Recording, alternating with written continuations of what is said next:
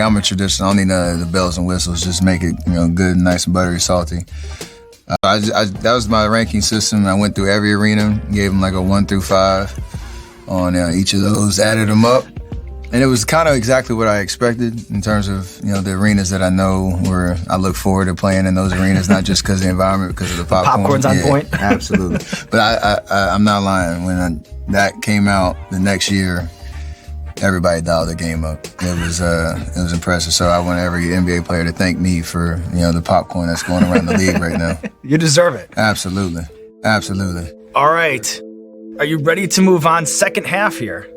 All right. Kicking things off.